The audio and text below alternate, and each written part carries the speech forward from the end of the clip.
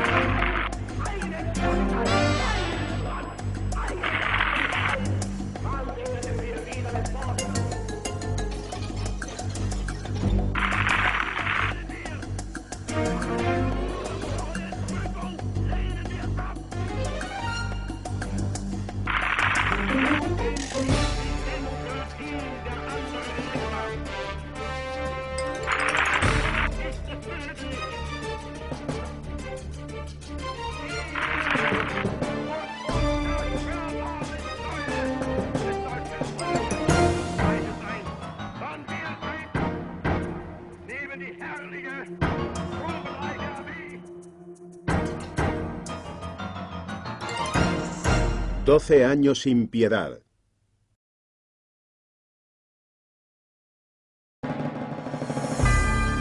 En contra de lo que mucha gente cree, Hitler fue un pésimo estratega. Su experiencia en el campo de batalla se limitaba a los meses que luchó en la Gran Guerra, donde obtuvo el grado de cabo. Codicioso y acomplejado, ocultaba su falta de capacidad menospreciando a los militares de carrera, que soterradamente, en algunos casos, criticaban duramente su manera de dirigir la contienda, considerándola carente de lógica militar, impulsiva y propia de un aficionado.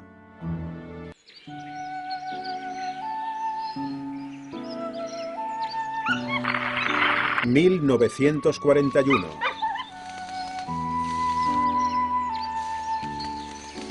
Desde su llegada al poder, el Führer mostró su desdén por los altos mandos del ejército en múltiples ocasiones. Las diferencias de opinión sobre algunos aspectos de la guerra entre Hitler y los generales que formaban parte del núcleo más independiente del Estado Mayor acababan siempre en duros enfrentamientos. A menudo sus interlocutores, temerosos, optaban por el silencio cuando el líder nazi les reprochaba: ¿qué pretenden? ¿Darme lecciones?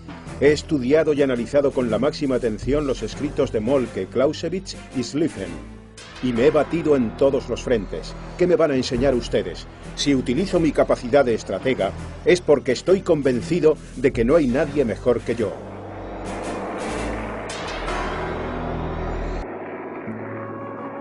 Con esta actitud y su prodigiosa memoria, conseguía abrumarles.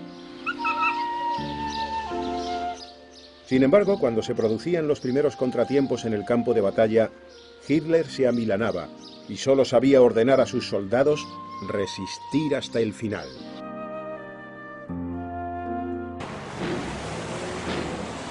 El único militar por el que el Führer mostraba cierta simpatía era el mariscal Karl von Rundstedt, que en los primeros años de su gobierno había participado de manera activa en el rearme secreto. Y aunque se había retirado voluntariamente en 1938, en solidaridad con von Frist, al ser acusado por la Gestapo, Hitler posteriormente le solicitó que se incorporara nuevamente al ejército.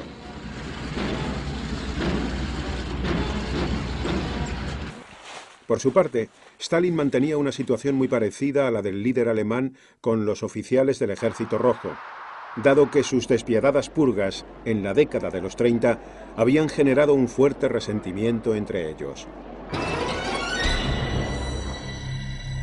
No solo estaban rencorosos por el asesinato masivo de sus compañeros, sino también por comprobar cómo sus puestos eran ocupados por fanáticos militantes del partido sin ninguna formación militar.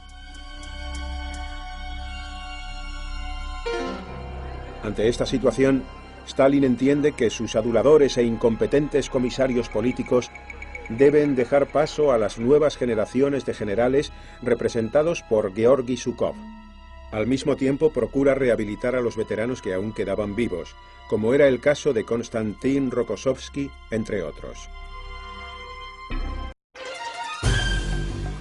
El 26 de junio, el ejército del Reich ha penetrado más de 300 kilómetros en territorio soviético. pero la ciega ambición de Hitler no le deja ver el gran error que ha cometido al embarcarse en esta aventura sin antes haber vencido a Inglaterra. A ello se le suma la dispersión de parte de sus fuerzas en los Balcanes y en la zona del Mediterráneo.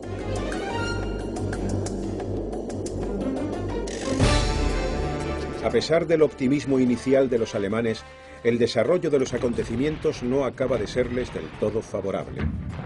Su aliado Japón desestima el requerimiento del Führer de abrir un frente por el este ruso, mientras que el general Halder advierte en las primeras informaciones procedentes del campo de batalla que los rusos combaten hasta el último hombre.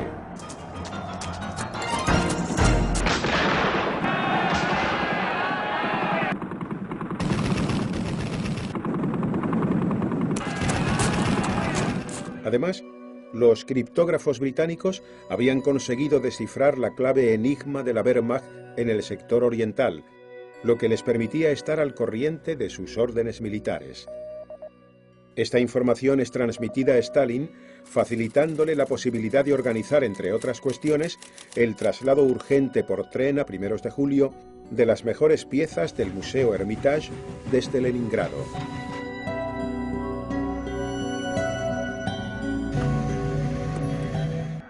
Uno de los trofeos rusos más codiciados por Hitler se escapa hacia el interior del país.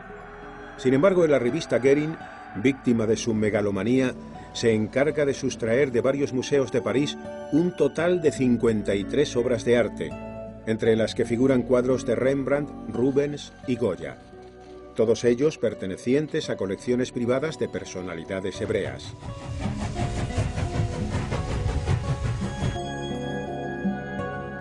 El 3 de julio, por primera vez desde la invasión, Stalin se dirige por radio al pueblo.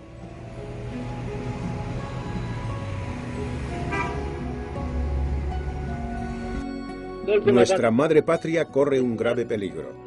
Aquel que falle en su defensa por miedo al enemigo o traicione el orgullo ruso de salvaguardarla, se verá ante los tribunales militares. Hermanos y amigos, todos unidos conseguiremos expulsar al invasor de nuestro gran país y aniquilarlo junto a sus cómplices allí donde se encuentren.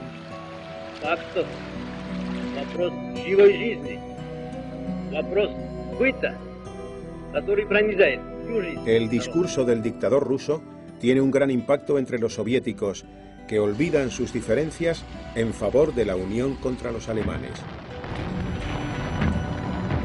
El asesinato sin escrúpulos de judíos y de todos aquellos considerados enemigos del Reich fomenta el odio hacia los germanos, quienes, dominados por el rencor, siguen la consigna de Hitler de que los bolcheviques deben ser exterminados de la faz de la tierra.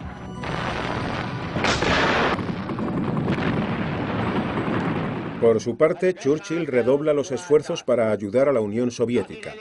Incluso su esposa Clementine organiza una exitosa campaña en auxilio del pueblo ruso.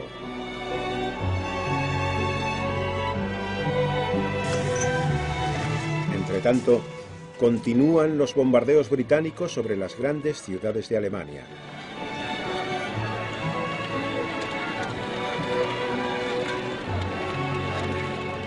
El primer ministro inglés no deja de atosigar al presidente norteamericano. El éxito obtenido por el general Wavell en el norte de África es considerado como un síntoma de que las fuerzas italianas representan más una carga que una ayuda para Hitler. Churchill comunica a Roosevelt su convencimiento de que el líder nazi se verá obligado a trasladar a aquella zona una parte de los hombres que luchan en el este, donde están cometiendo todo tipo de barbaridades.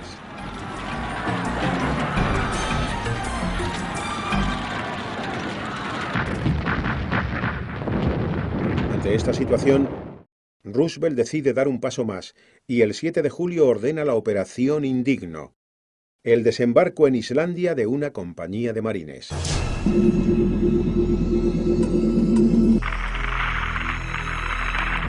El presidente justifica este hecho ante el Congreso, alegando que los Estados Unidos no estaban exentos de peligro, por lo que debían defender el hemisferio occidental. Churchill agradece la postura norteamericana, ya que supone un acercamiento a Europa de las fuerzas estadounidenses, además de un gran apoyo para el tráfico de los buques que navegan por el Atlántico con rumbo a Inglaterra, y que en algunos casos eran desviados al norte de Rusia. Hitler, temeroso de los movimientos aliados, el 8 de julio, desde su residencia de Rastenburg, manda que las tropas alemanas arrasen Leningrado y Moscú y eliminen a toda su población, con el argumento de que sería una carga para Alemania alimentar a tanta gente durante el invierno.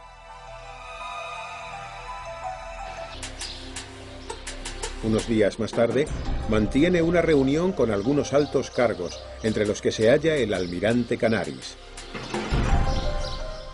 El Führer, visiblemente nervioso, expone que la campaña rusa no estaba saliendo según lo previsto. No podemos dar muestras de debilidad con la población civil, y la única forma de romper su voluntad de resistir es utilizando el terror. Por ello, he otorgado a Himmler la autoridad absoluta policial en los territorios ocupados, dice.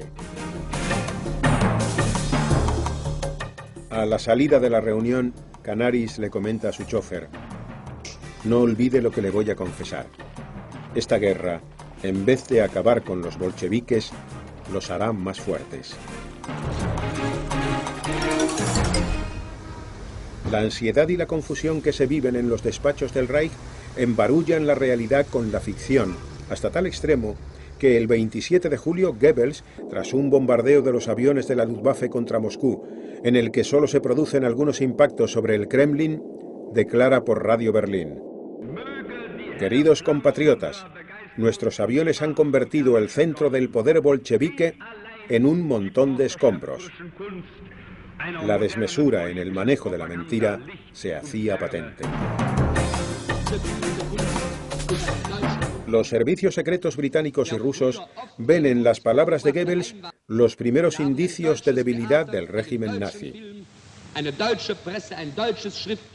Sus agentes, mejor preparados y más extendidos que los alemanes, aprovechan cualquier oportunidad para confundir al enemigo.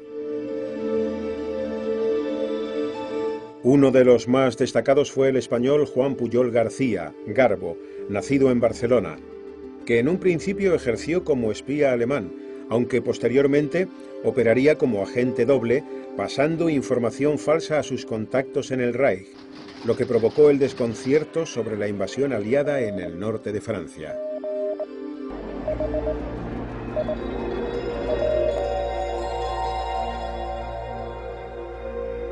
A mediados de julio de 1941, Hitler exige a sus ejércitos que acaben de una vez con Leningrado, aprovechando el desánimo de las fuerzas soviéticas producido por las nuevas purgas ordenadas por Stalin entre los mandos que consideraba poco fiables.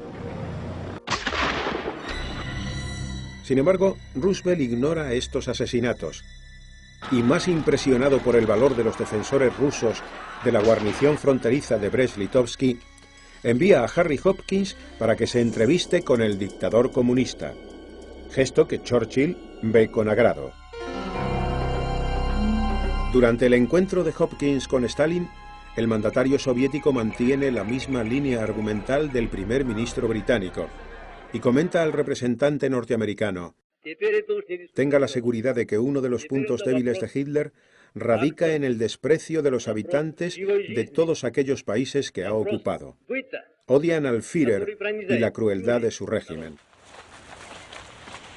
Diga Roosevelt que si sabemos aprovechar esta situación y les transmitimos nuestro apoyo junto al de los Estados Unidos, esas gentes se opondrán con todas sus fuerzas a los nazis. El mismo día, Hopkins recibe la noticia de que en Besarabia los alemanes habían matado a más de 10.000 judíos. Los norteamericanos cada vez estaban más cerca de la realidad, que no era otra que la expresada por Hitler en su circular número 33.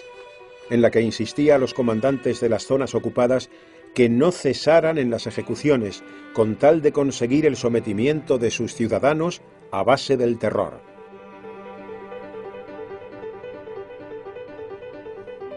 El sádico Himmler, siempre dispuesto a obtener el máximo reconocimiento del Führer, el 1 de agosto se dispone a supervisar personalmente un asesinato masivo en Minsk. Situado junto a la fosa común, ordena abrir fuego contra los cientos de personas que permanecen alineadas. En un momento de la ejecución, el jefe de las SS nota cómo sobre su cara y uniforme salpican trozos de cerebro de las víctimas. El mayor criminal del régimen nazi es incapaz de soportar el resultado de sus propios métodos. Pálido y petrificado, comienza a dar arcadas, teniendo que ser socorrido para no desmayarse. Esta experiencia no influyó en su política de desprecio por la vida y los derechos del ser humano, ya que unos meses más tarde requiere de sus subordinados que busquen medios más sofisticados para llevar a cabo las ejecuciones multitudinarias.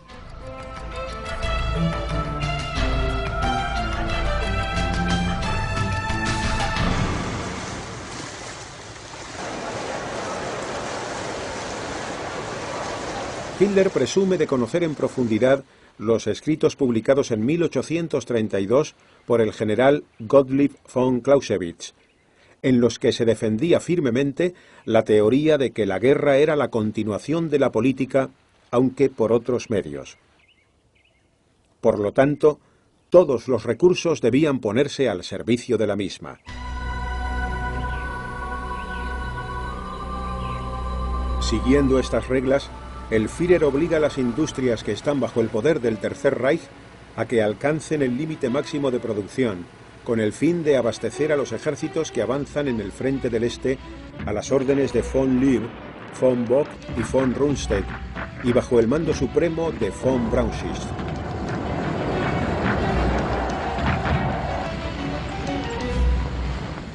Han transcurrido 2 meses desde la invasión del territorio ruso, y los alemanes habían penetrado 800 kilómetros en territorio enemigo. Sus victorias se suceden al mismo ritmo que aumentan las pérdidas de armas y hombres en el ejército rojo. Stalin se ve obligado a ponerse al frente de la defensa nacional. 1 millón de prisioneros soviéticos ocasionan la euforia del Führer y de su entorno. Pero aún así, la enorme extensión de Rusia obliga a las divisiones acorazadas a crear servicios de abastecimiento más cercanos, convirtiendo el apoyo logístico en un gran problema para los ejércitos de la Wehrmacht.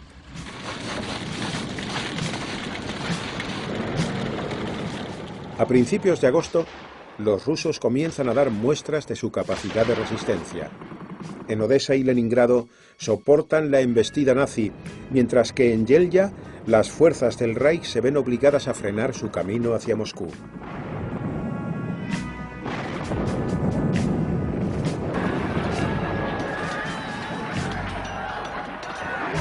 Hitler necesita políticamente y militarmente la victoria, que no llega.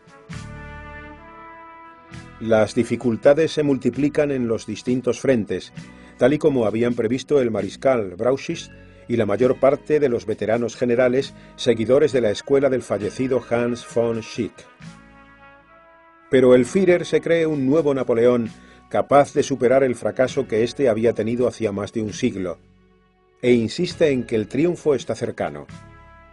Ninguno de los generales comparte su opinión, excepto Guderian, el gran estratega de los blindados, que rebosante de ambición garantiza al líder nazi la conquista de Moscú antes de que finalice el mes de octubre.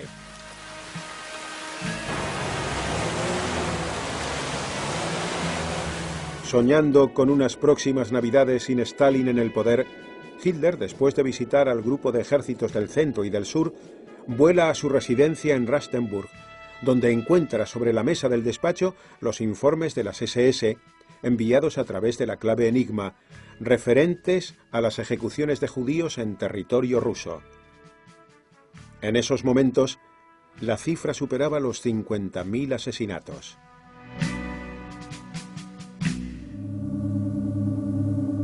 El 9 de agosto, en la bahía de Placentia, frente a las costas de Terranova, Churchill se reúne con Roosevelt.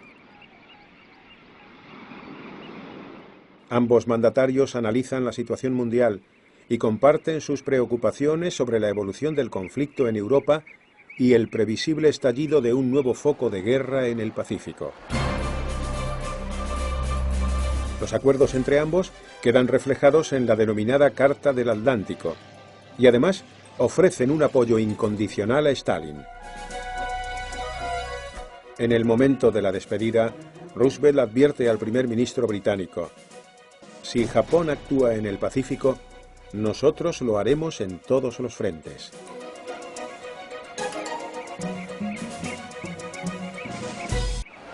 El presidente norteamericano cuenta con la información que le han proporcionado sus servicios secretos relativa a que el ministro de Asuntos Exteriores japonés, en una reunión con diplomáticos, había tenido un lapsus al asegurar que la flota norteamericana en el Pacífico iba a desaparecer pronto. En los meses posteriores se incrementa la tensión política entre ambos países, y los estadounidenses, como medida de precaución, amplían sus vuelos de reconocimiento, que comienzan a detectar movimientos de la flota imperial.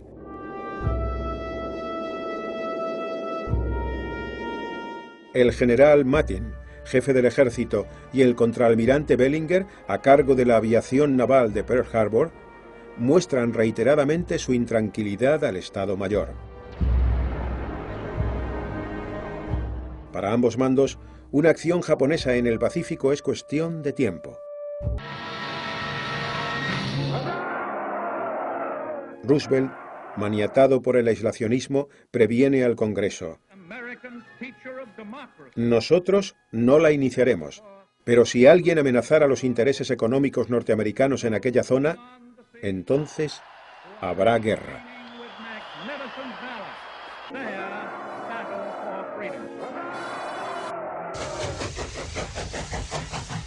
El 18 de agosto, von Brauchitsch insiste ante Hitler sobre la necesidad de renovar los ataques contra Moscú y no esperar hasta octubre como había propuesto Guderian, a lo que el líder nazi se opone. He perdido la confianza en usted, mariscal. Está muy lejos de la realidad. Y sepa que ahora lo importante es Leningrado, le dice. Otro gran error fruto de la soberbia del que se cree infalible. Si hubiera atendido los consejos del mariscal prusiano, en vez de destituirlo de su cargo, posiblemente habría cambiado el signo de la guerra.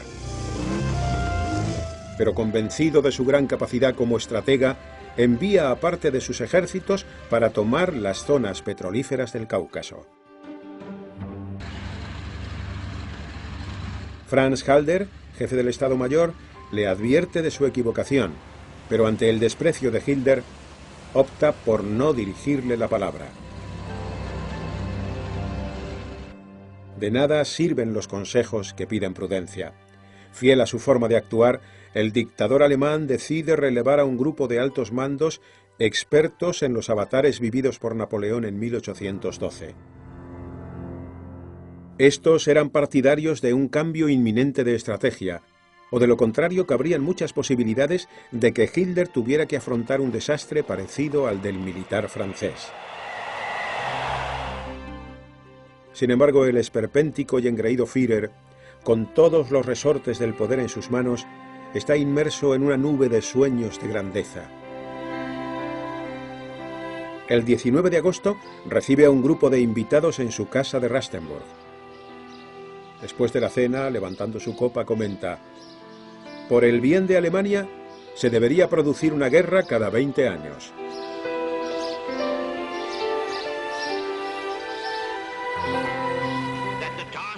Entretanto, Churchill denunciaba una vez más en la prensa norteamericana que los países ocupados eran víctimas de las crueldades más horrorosas, de crímenes que no era capaz de calificar.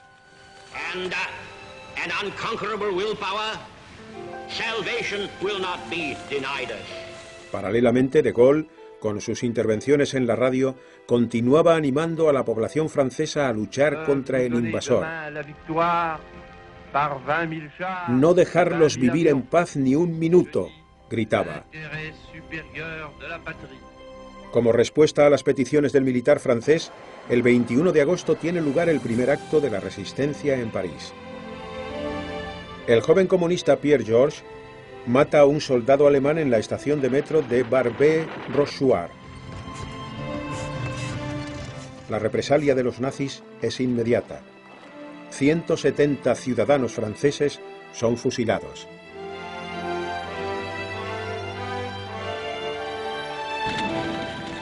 La atrocidad prevalece como protagonista diaria de la guerra. En Kamenets, Ucrania, por orden del general de las SS Franz Jäckel, son fusilados 23.000 judíos en 2 días. Himmler insiste a sus hombres en que se busquen nuevos métodos más sofisticados para llevar a cabo las ejecuciones masivas. No hay que dejar testimonio de la crueldad.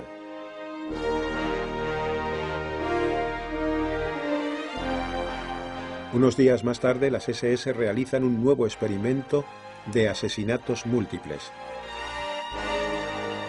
1000 personas, entre prisioneros de guerra soviéticos y judíos del campo de concentración de Auschwitz, son gaseados con ciclón B, cianuro de hidrógeno, muriendo rápidamente.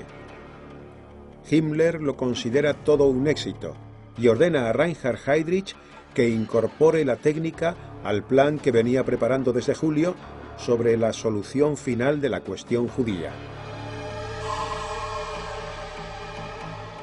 En ella se contemplaba, entre otras barbaridades, incorporar hornos crematorios a los campos de exterminio, la extracción de las piezas de oro de las dentaduras de los cadáveres, utilizar el pelo para rellenar colchones, triturar sus huesos para elaborar fertilizantes y emplear la grasa de sus cuerpos para fabricar jabón.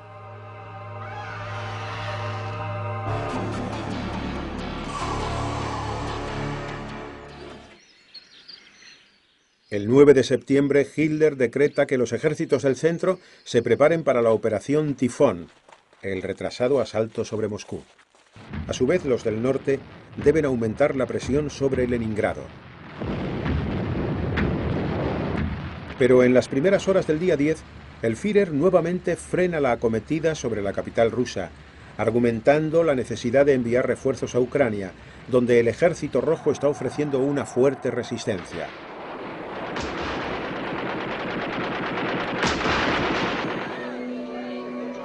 El 16 de septiembre se estrecha el cerco en torno a Leningrado, con la intención de que con el tiempo sus habitantes mueran de hambre.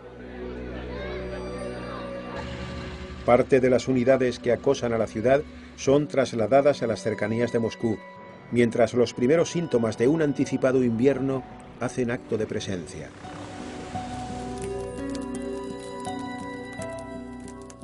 En Londres, el embajador ruso Iván Maisky pide a gritos la necesidad de contar con más tanques, al mismo tiempo que The Times publica en portada: Rusia a punto de desaparecer.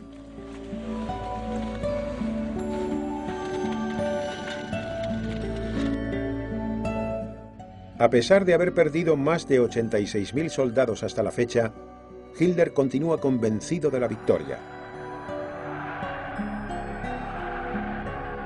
A primeros de octubre, ante una gran multitud concentrada en el Palacio de los Deportes de Berlín, exclama: "El enemigo del Este huye. Es incapaz de hacer frente a nuestros ejércitos. Os prometo que colonizaremos Rusia, y el más insignificante de nuestros hombres será superior a cualquier nativo".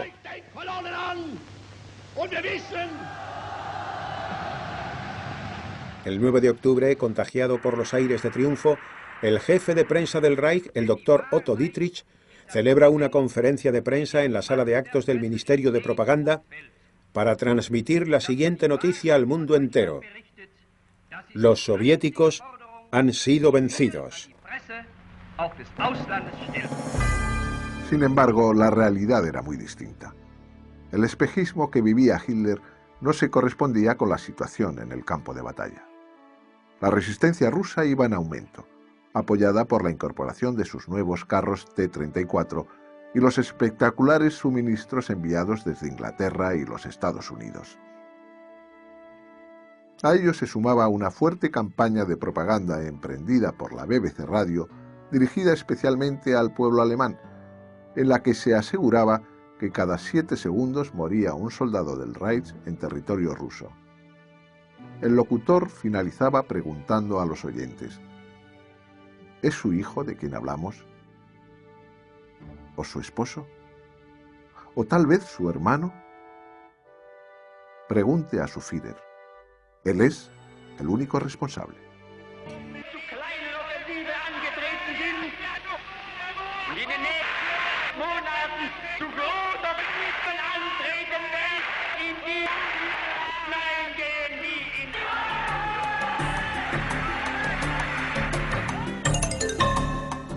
Entretanto, y de forma encubierta, la carrera nuclear continúa en ambos bandos.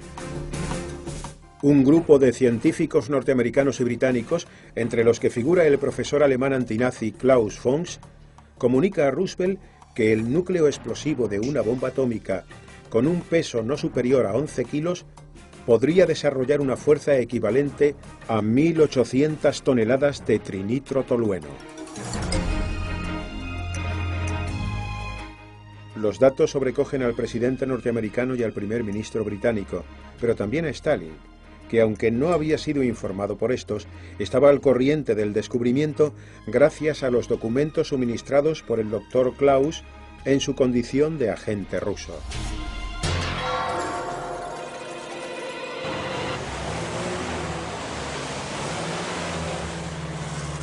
El 23 de octubre, el alto mando del Reich manifiesta por primera vez que, a pesar del mal tiempo, prosigue la marcha hacia Moscú.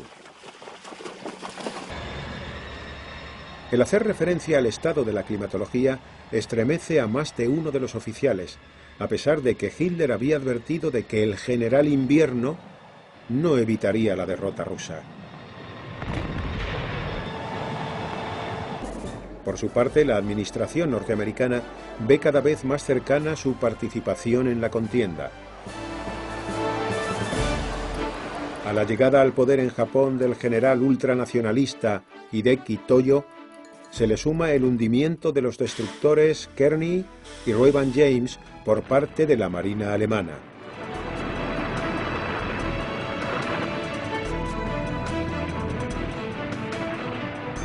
Una vez más, la paciencia de Roosevelt se pone a prueba, pero aun estando convencido de que la guerra es inevitable, sigue mostrando su cara más conciliadora.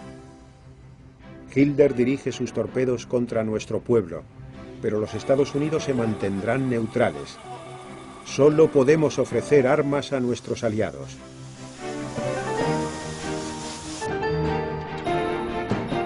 Sus palabras no son bien recibidas en Inglaterra, en tanto que Hitler se frota las manos. Persuadido de la neutralidad estadounidense, alardeaba ante un grupo de invitados en su residencia de Prusia del Este. Cambiaré todos los nombres de las ciudades y territorios rusos. Muy pronto llamarán a Crimea Gotenland, país de los godos, y podrán disfrutar del nuevo mapa de Europa para los próximos 1000 años.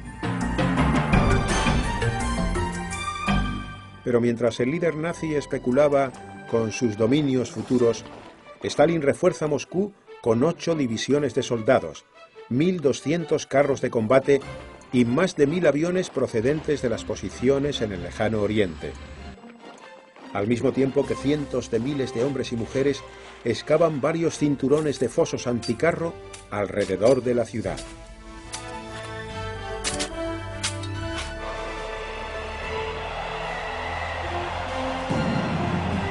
El 7 de noviembre, el dictador ruso preside en la Plaza Roja un desfile del ejército. En su discurso, una vez más, pide a la población que defienda a la madre patria hasta el último aliento. Al acabar el acto, recibe la noticia de que Roosevelt ha incluido a los soviéticos en la ley de préstamo y arriendo, y de que los británicos continúan bombardeando Berlín y Colonia.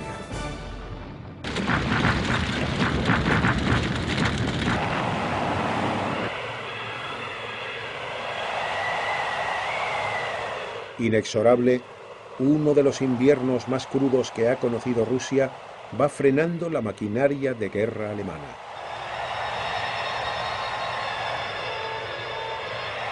Nuevamente las condiciones meteorológicas, con temperaturas inferiores a los 25 grados bajo cero, se alían con los defensores.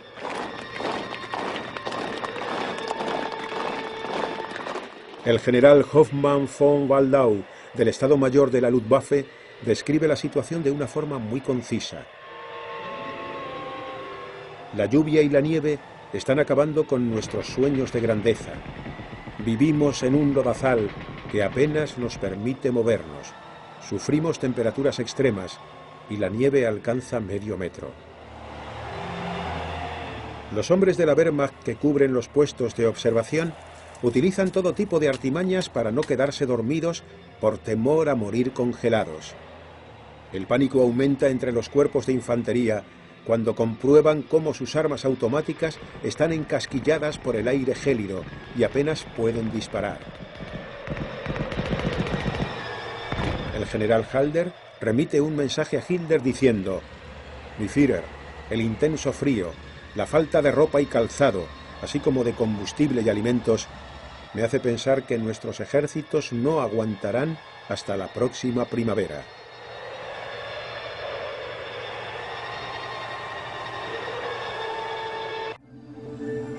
En la soledad de su despacho, el líder nazi comienza a darse cuenta de la realidad que envuelve a sus tropas en el frente oriental. La suerte le ha abandonado en estos momentos decisivos de la guerra, y junto a ella, los viejos generales que se habían mostrado contrarios a la invasión soviética.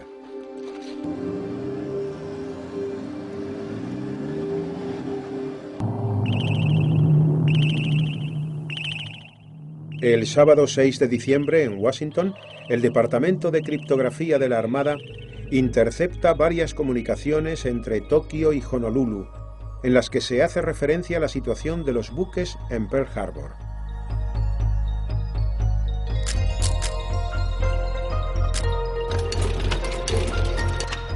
En un primer momento, los mandos norteamericanos dudan de si los objetivos nipones serán Birmania, Filipinas o Midway, aunque el coronel Bratton, de la inteligencia militar, opina que el ataque será inmediato y con toda probabilidad a la base de la flota en el Pacífico. Sin embargo, el Estado Mayor posterga hasta el lunes la toma de decisiones.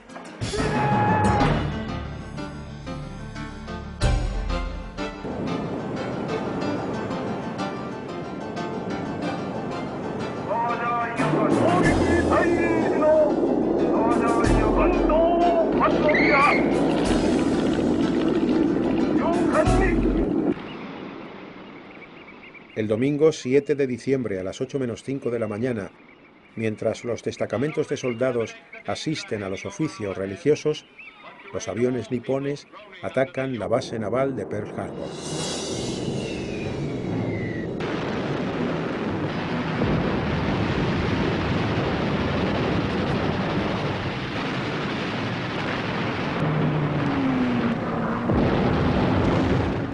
La confusión y la tragedia se mezclan, dando lugar a actos heroicos como el del soldado John Finn, que junto al sacerdote que estaba oficiando la misa en la explanada de la base, consiguen montar una ametralladora sobre el altar y disparar contra los 0 japoneses.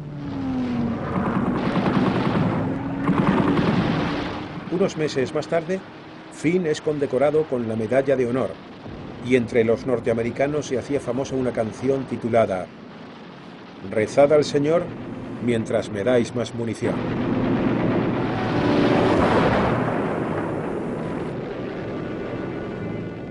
El 8 de diciembre, Churchill, en nombre de la nación británica, declara la guerra a Japón antes de que lo hiciera Roosevelt en el Congreso.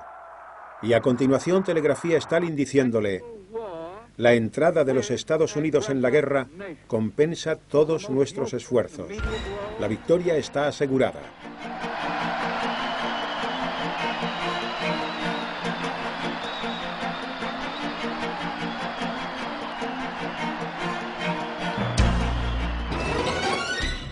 El día 11, un eufórico Hitler previene a su Estado Mayor: ahora nuestro triunfo es seguro, ya que contamos con un aliado que no ha sido derrotado jamás. Apresuradamente declara la guerra a los norteamericanos, cometiendo nuevamente un grave error, ya que Japón se había cuidado mucho de no declarar la guerra a Rusia, y con ello evitar un nuevo frente de lucha.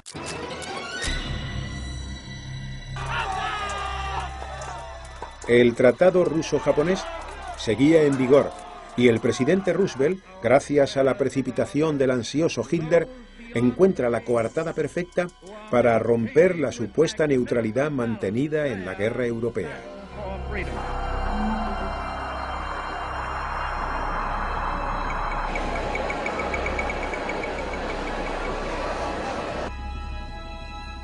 El 18 de diciembre, sin querer aceptar su equivocación, el Führer comenta a Himmler mientras cenan en Rastenburg: Japón está ocupando con gran facilidad todas las islas del Pacífico y pronto llegarán a Australia.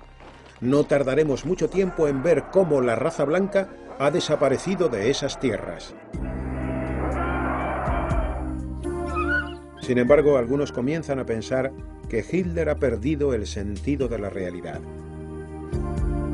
Después de haber arrancado la cruz de hierro del pecho del general Guderian, con miles de tanques abandonados a las puertas de Moscú y unos ejércitos atrincherados en posiciones defensivas, el Führer continúa siendo incapaz de asumir un error. En este caso, el chivo expiatorio no es solo Guderian, el hombre que le había prometido tomar Moscú antes de final de año, sino además un centenar de buenos oficiales que pierden el mando acusados de incompetencia y traición, provocando una fuerte sensación de injusticia dentro del ejército e incrementando el número de opositores a su forma de gobernar.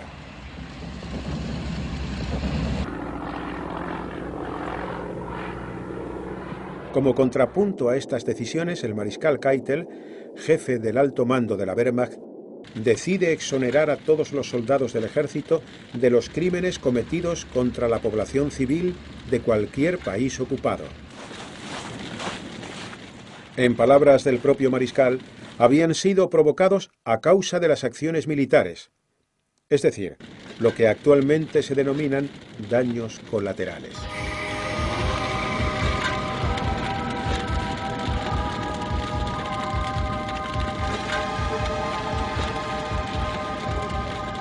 El 25 de diciembre, en la Cámara de los Comunes, Churchill se enfrenta al debate por la pérdida de Hong Kong, la primera de las posesiones británicas ocupada por los japoneses. 11.000 soldados ingleses han sido hechos prisioneros y además se ha sufrido un número importante de bajas. Todo lo que está sucediendo es terrible, pero nuestro país ha demostrado su gran capacidad para la lucha. Japón tampoco nos vencerá, y la victoria sobre la tiranía está más cercana, ya que la guerra de Hitler contra Rusia pasará a la historia como uno de los mayores errores militares que se han cometido, argumenta el primer ministro, visiblemente irritado. We shall never descend to the German and Japanese level. But if anybody likes to play rough, we can play rough too.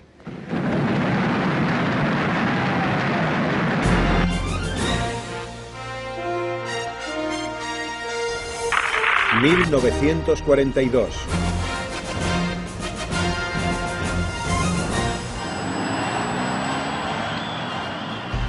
El 1 de enero en Washington, Churchill y Roosevelt proclaman la creación de las Naciones Unidas. Un acuerdo promovido por Estados Unidos, Inglaterra y Rusia que suma un total de 26 naciones comprometidas a ayudarse mutuamente en contra de los países del eje. Ninguna de ellas podrá firmar la paz con los agresores por separado. La organización tiene como misión principal defender la vida, la libertad, la independencia, los derechos humanos y la justicia. En cuanto a la colaboración anglo-norteamericana, los dos mandatarios deciden aumentar la producción de armamento en un 70%, con el fin de hacer frente a la guerra en el Pacífico y acrecentar la ayuda a la Unión Soviética. Roosevelt da un paso decisivo y ordena que las primeras tropas norteamericanas se desplacen a Gran Bretaña a final de mes. Para mediados de enero, el Ejército Rojo continúa recibiendo refuerzos, lo que hace retroceder a los alemanes en distintos frentes.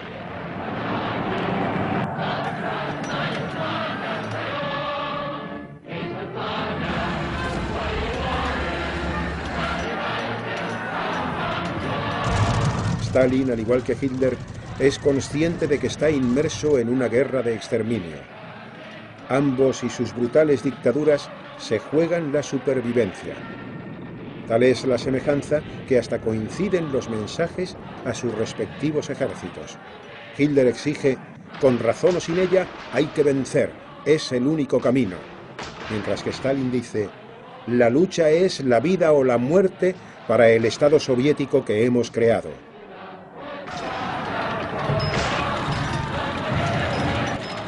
Por otra parte, la crueldad contra los judíos se incrementa en los países ocupados.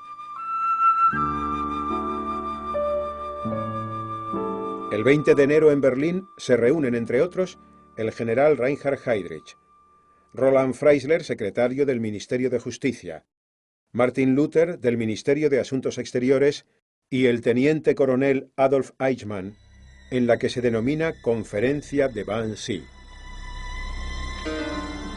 Tienen la misión de ultimar los detalles para planificar definitivamente la orden de Hitler sobre la llamada cuestión judía. El objetivo final es conseguir la eliminación de los 11 millones de judíos que aún se hallan en los territorios europeos ocupados. El Führer les había dicho, son los responsables de 2 millones de muertos en la Gran Guerra, y aunque solo sea por ello, hay que exterminarlos a todos.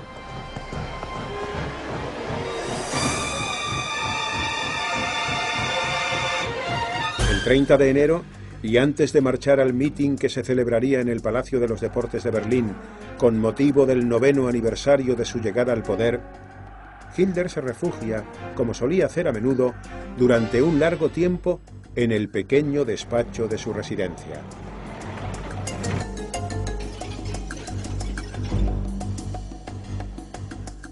Goebbels le espera pacientemente ante la puerta. Cuando ve aparecer al Führer, le pregunta intrigado si el motivo de su aislamiento es debido al discurso que debe pronunciar. Hitler abre la puerta del despacho y, señalando un gran cuadro de Federico el Grande situado sobre su mesa de escritorio, contesta: es aquí donde consigo nuevos ánimos para llevar adelante nuestra misión. Mirando esos ojos azules llenos de poder del gran Federico, adivino los pensamientos que hubo en su mente privilegiada.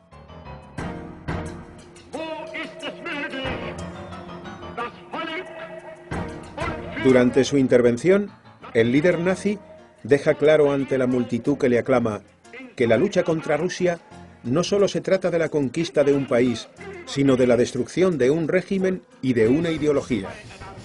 Conceptos esgrimidos por el teórico del nacionalsocialismo Alfred Rosenberg, que consideraba a los soviéticos un pueblo degenerado. Pero la guerra en el este, militarmente, había iniciado el camino hacia el fracaso y políticamente se había convertido en un desastre. El régimen de Hitler no ha sabido aprovechar la enorme oposición popular a Stalin y ha frustrado todas las esperanzas de libertad de la población rusa y utilizado métodos tan brutales como los del dictador comunista.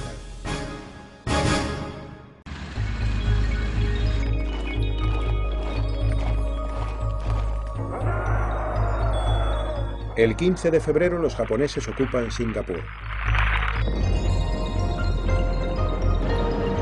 30.000 soldados indios, 15.000 británicos y 14.000 australianos caen en manos de los nipones. Churchill encaja el duro golpe, exhortando al pueblo inglés a permanecer unido. No estamos solos, no hemos fallado y no vamos a fallar.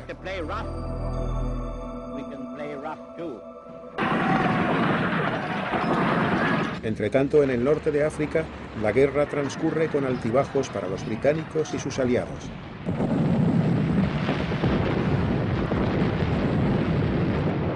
El canal de Suez representa el punto decisivo que hay que defender a toda costa, ya que si los alemanes consiguen conquistarlo o bombardearlo, el tráfico marítimo con Asia quedará interrumpido.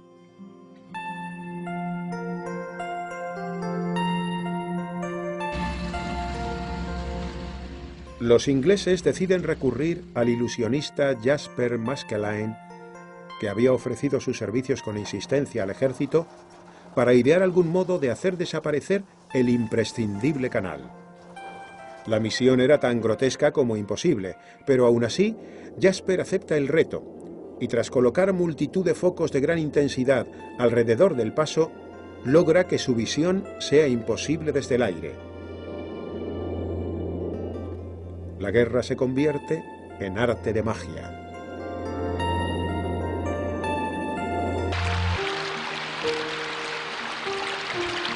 A principios de marzo, el general Halder presenta a Hitler una estimación de las bajas sufridas en el frente oriental. Más de 200.000 soldados del Reich han perdido la vida y otros 800.000 están heridos.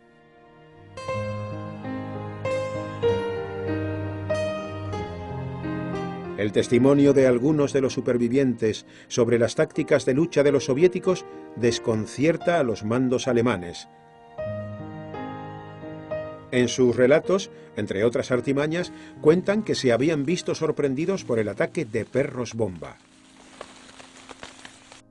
Los animales, adiestrados por los rusos y hambrientos, se acercaban a las posiciones alemanas en busca de comida, momento en el que se producía la detonación, haciendo saltar por los aires todo lo que se encontraba a su alrededor.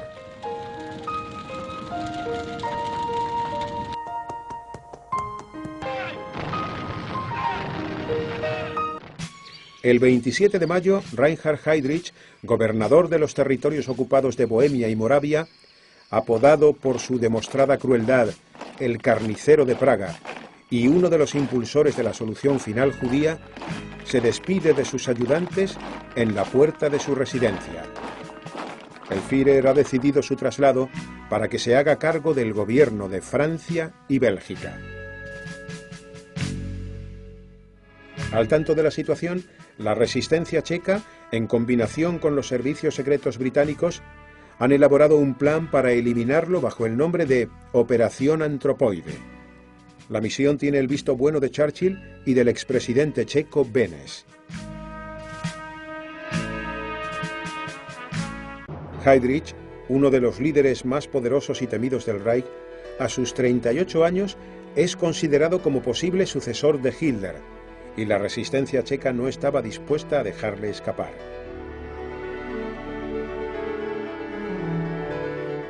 Los partisanos Jan Kubis y Josef Gafsik, acompañados por Adolf Opalka y Josef Balsik, esperan pacientemente en una curva cerrada de la carretera al automóvil sin escolta en el que viaja Heydrich.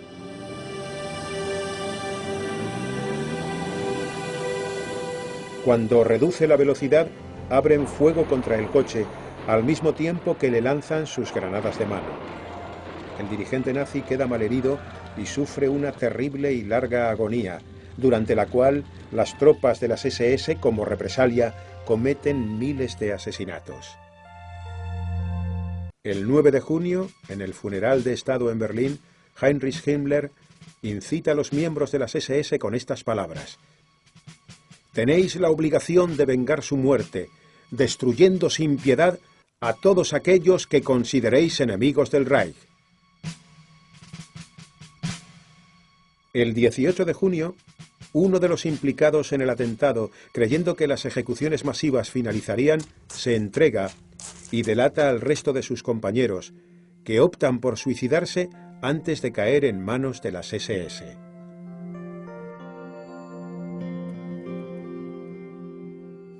La muerte de Heydrich fue la única operación que tuvo éxito de las distintas que se emprendieron para aniquilar a la cúpula del nazismo.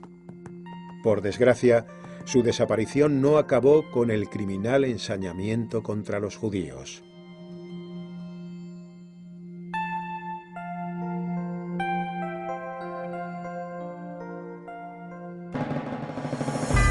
Pero en esta guerra también hubo momentos que demostraron las ansias de paz de los más débiles, los soldados, aquellos que día a día se jugaban la vida a causa de las ambiciones de sus líderes.